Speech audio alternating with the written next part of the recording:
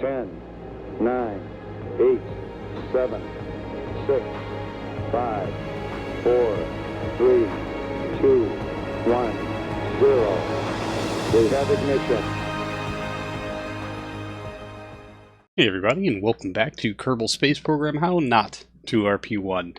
We're going to be starting today off with our humble sample return rocket. This is sitting on top, of course, of a OV-1 booster. We're hopefully just going to add a little bit more nitrogen to the upper stage, but decided avionics got in the way. Speaking of avionics getting in the way, we're going to try to put this one into a polar orbit so that we could harvest more science from the biological capsule thingy, and it's a very battery limited mission scope. So we added 2 more SRBs to the bottom and then promptly forgot to adjust the avionics to compensate for the extra mass, but we'll be coming back to deal with that later. Changing gears once again, we're going to pull out our X406. This, of course, is our exo-atmospheric rated airframe with the cabin that has pressurization to help keep our pilots alive.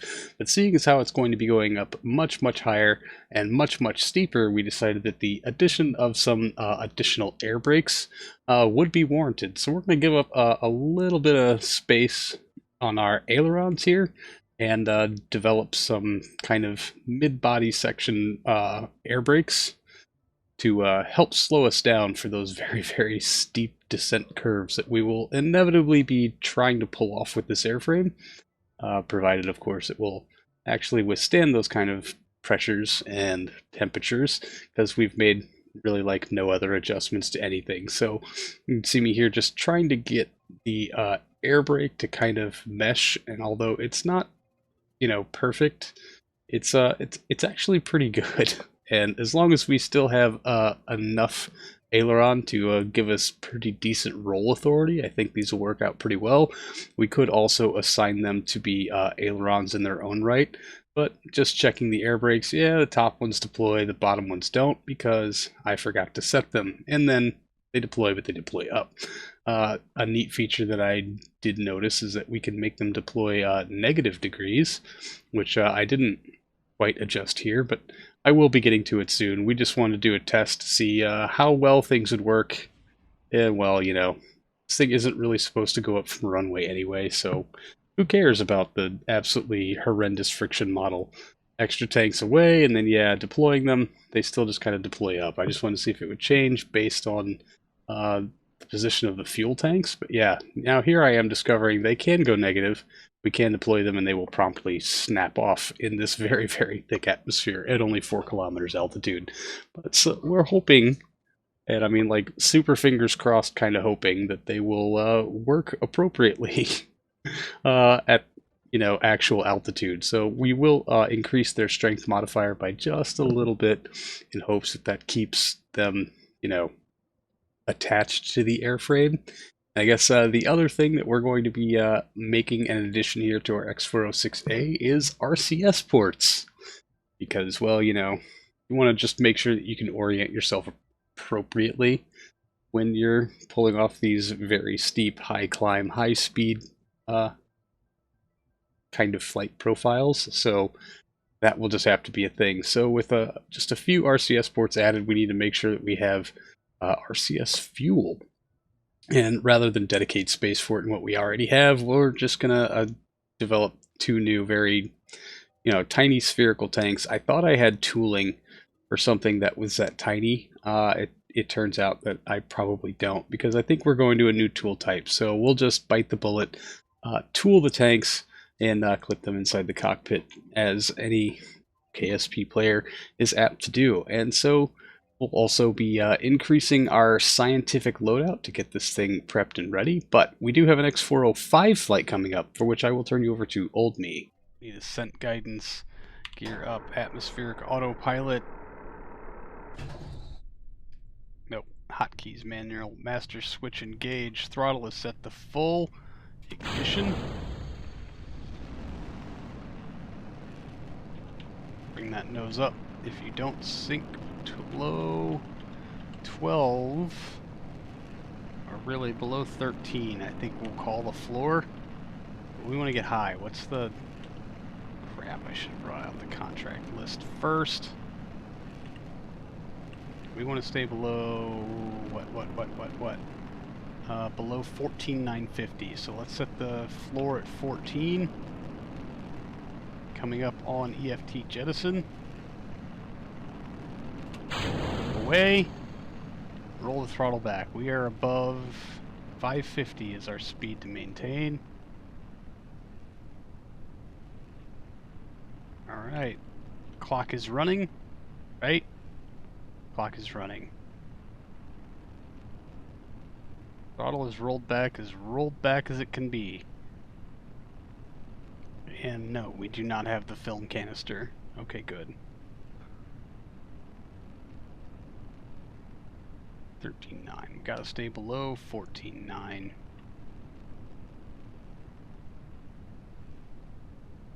And below 750. So we got lots of room on the ceiling of our speed, which is good because we're at minimum throttle. Nighttime X-plane flight, what a man. I did not mean to do this at nighttime. I was not paying attention. It's always these little details that I completely overlook, but you know, here we go. We're doing it.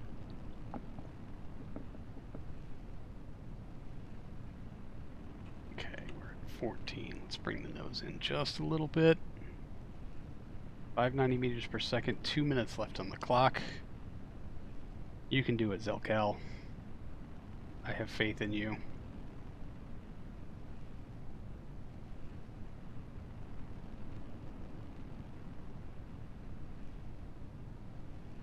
Got a minute 45 left on the clock. This is taking forever.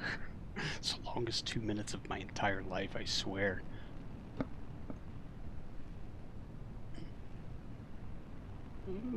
So much money. We're getting paid for this. All we have to do is touch down safely. Minute 30 left on the clock. Altitude holding true. Speed 596.8 meters per second across the ground.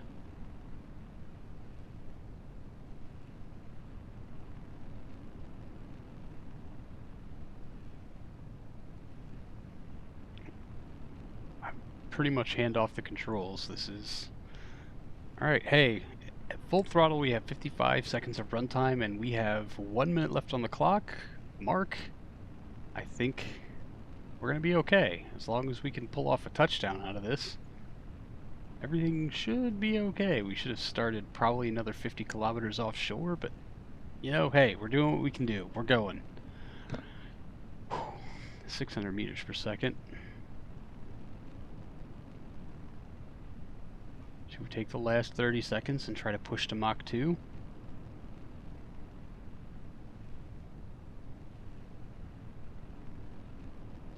What say ye, chat?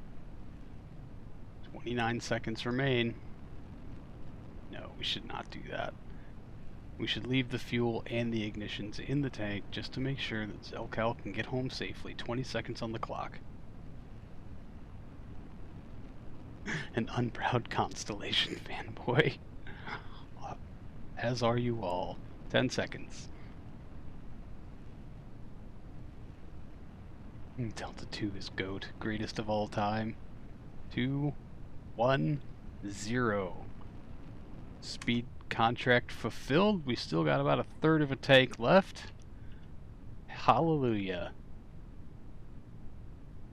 Alright, yeah, let's get a little altitude and distance here. And we're gonna Immelman our way home. So let's flip it over. Are you running? Waiting. Stopped waiting. Dang it, nothing new under the sun. Please tell me I'm at least getting a crew report. Nope, nothing good. Everything's waiting, so we're all maxed out on the science here. Alright, Zelcal, bring it back home. Supersonic Immelman moment.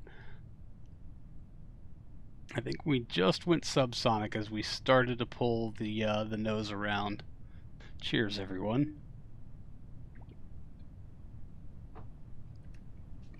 I'm actually shocked that we had enough fuel and margin to pull that off.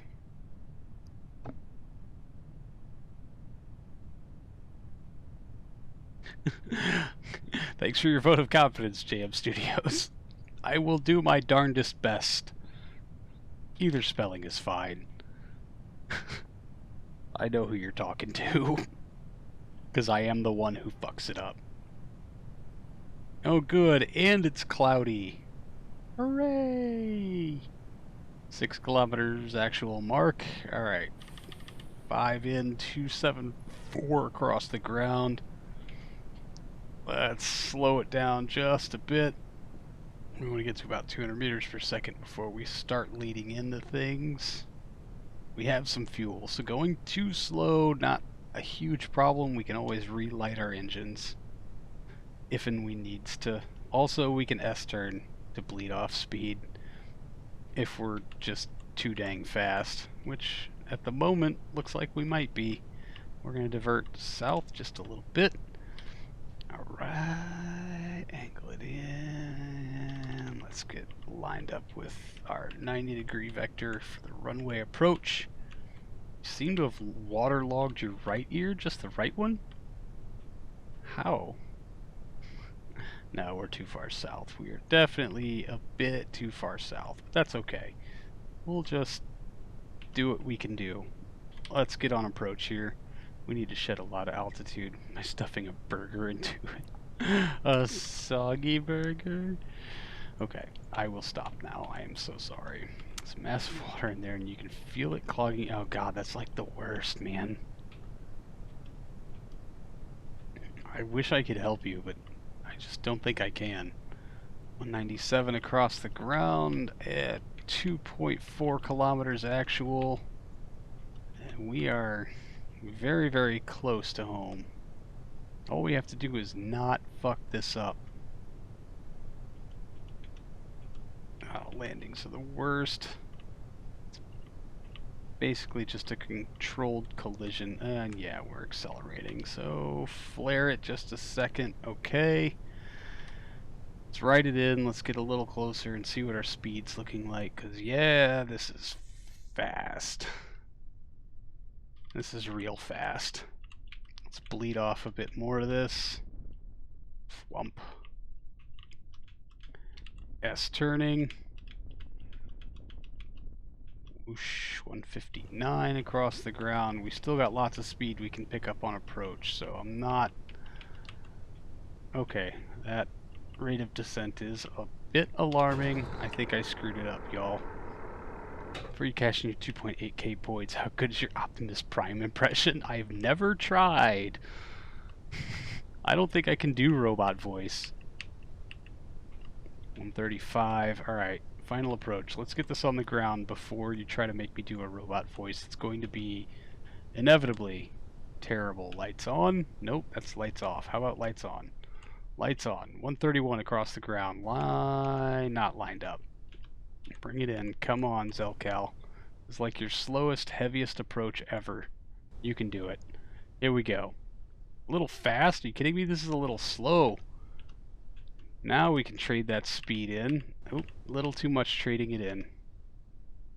Bring it in. 112. Wheels down. Brakes, brakes, brakes. Drag chute is out. What are you doing? What are you doing? What are you doing? No, no, no, no. Zelcal! You dumb mother... We bounced and Zelcal died. Fuck. Fuck, we killed our Kerbal and he didn't even make up his investment. Oh, God, no. Zelcal, no. You were the first Kerbal in space. How could you do this? What happened?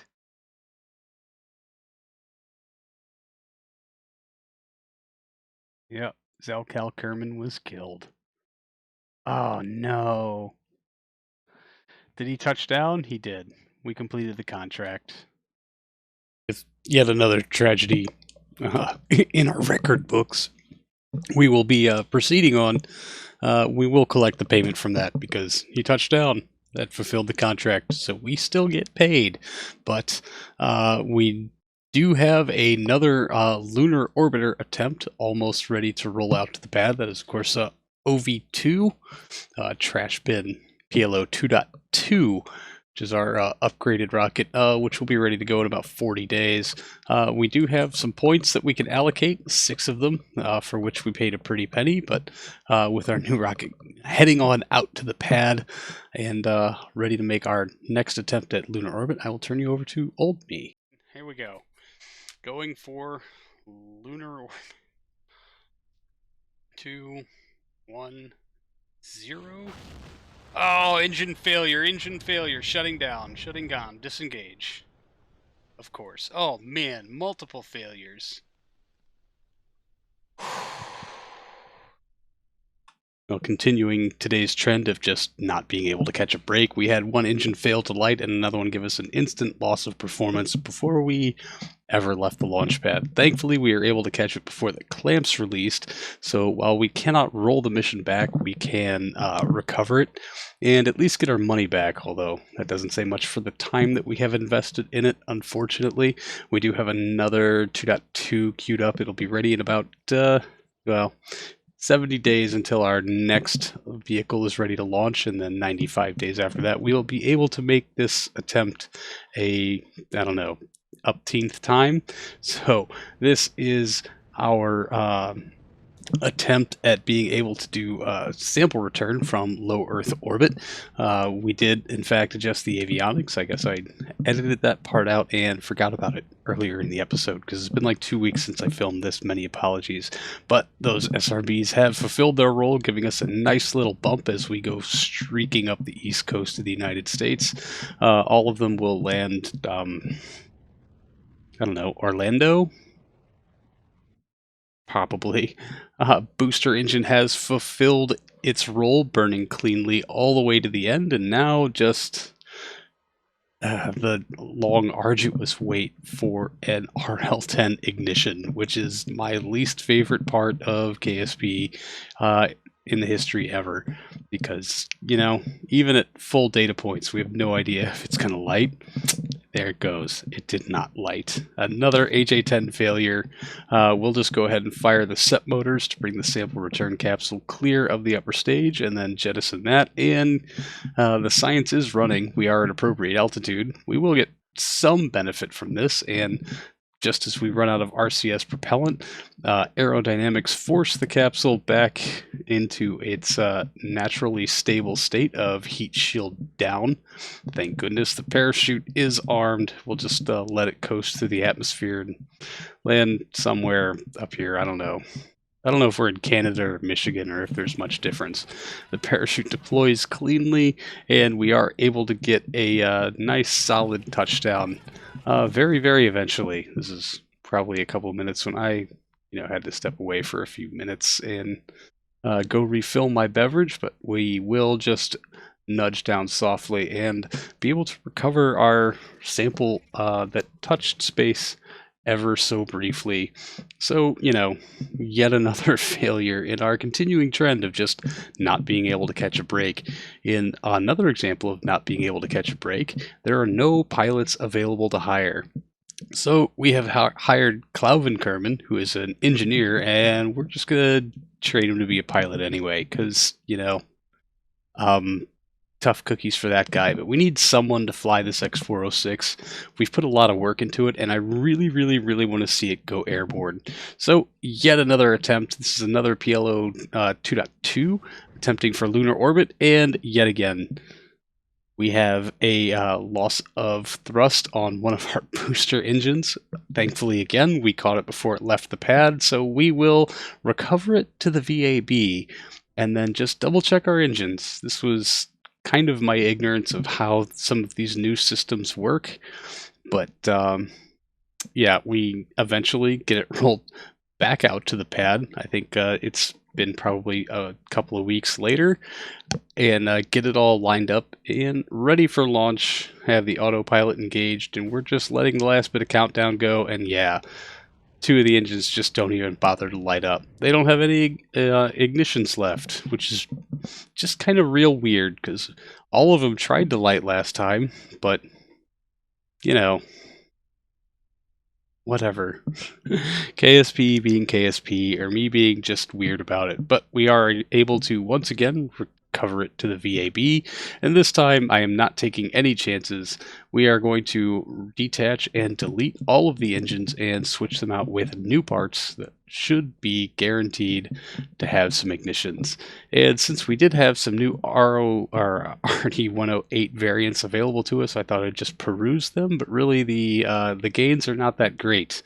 The upgrade to the LR-79s, however, is probably a little worthwhile. We did trade out our fuel our fuel levels, and we have finally a good liftoff. Finally. We've only been working at this for like 4 episodes now, so it is very, very nice to see this dumb thing actually take flight, get all the way through booster step without losing its main engine because avionics are silly. And then we begin our slow crawl to orbit. Finally, we break close to near atmo and separate the fairings, and then we just have to let our RD-108 do the last bit of its work and hope that we can, in fact, get all of this to orbit with a couple hundred meters per second even left in the core stage, meaning that we are underweight on our deliverables, which is what all of us really, really wanted to see before we rely on this RD-105 to do our translunar injection burn. It, being the engine that it is, lights up fantastically, and boop, we'll just touch this up on RCS. We do kind of want to bring ourselves in at some point, maybe just a little bit off where we're supposed to be. But now comes the important decision making. We want to plot our node, and we need to plot it exactly because our next stage is an SRB. It has 881 meters per second available to us, and we want to be in orbit, not in the surface. And so we need to decide on our course very, very, very specifically, and we need to decide where to orient the spacecraft. I have chosen radial out. We're going to readjust this, and then we are going to spin stabilize this stage because we do not have avionics on the lunar orbiter itself.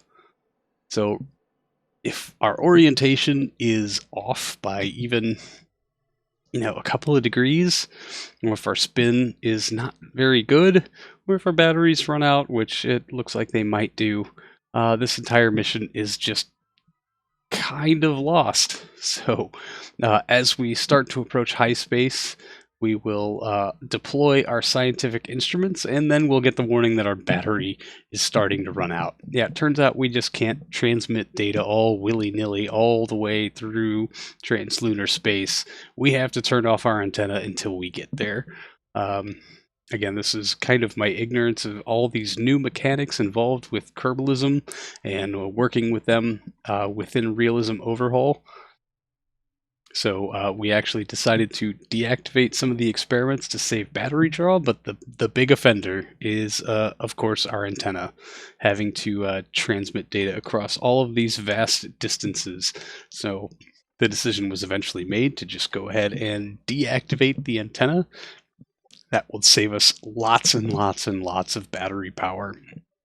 And we'll just, kick it back on sometime when we get to the moon. We'll only have about, 12 or 14 hours, I can't remember which, of transmissible power once we get there to run some of these experiments, which will yield far less scientific data than I guess I was hoping to achieve. But the good news is we're looking pretty dead on to hit our node, and we're going to have battery power when we get there. All we have to do is just light this engine at the right time, and things just might actually go our way for a change. Anyway, for the rest of this lunar insertion burn, I'm just going to go ahead and turn you over to old me. So we don't need to ullage, we don't need to do anything, we just need to set throttle to full and fucking punch it. Ba-boom! Solid light on the SRB, we are holding stable. Oh, we're in orbit! God, please don't impact! Please don't impact! Please don't impact! 4, 3, 2, 1, no! Okay. Let's unlock the thruster fuel and back it up just a bit. Nope. Back it up means go forward. We have RCS. We're going to use it. We need to get that periapsis above. Yes. We're going to shoot for about 25 just to make sure we're nice and safe. 4, 5. Yes! Yes! We did it! We did it! We're in orbit! We are in a great orbit! Look at this orbit! It's amazing! Ah! Yes! Woo, buddy! Give me that contract complete, bud. Hell yes! Lunar orbiter, uncrewed, collect science from around the moon and transmit to the KSC. Aye aye, Captain. I think we have enough signal to where we can do this. Commands would be sent to deploy our scientific equipment and, of course, start transmitting, which greatly limits our battery life. But, you know, lessons learned. We will, in fact, get quite a hefty scientific payout from this, as it does make some very close flybys and gets in, I don't know, somewhere between 12 or 10 or 12 orbits before its batteries will eventually die, leaving it just dead in the black. But for our very first lunar orbiter, it's really, really nice to put one in the W column, especially after what a long, hard road this has been.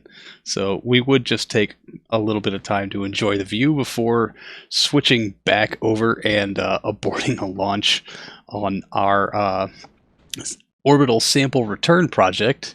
Yeah, this is where avionics really, really, really started to screw us up. So the executive decision was made to just jettison the extra 2 boosters before launch. Maybe they'll be recoverable. I don't know. I'm pretty sure they exploded, but we are still going for a polar orbit on this one.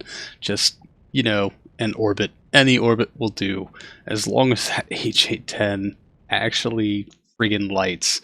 But you know, we're on a good streak, and I didn't want to just end it on lunar orbit, although I honestly really, really should have, because that was what a great high note to leave things on.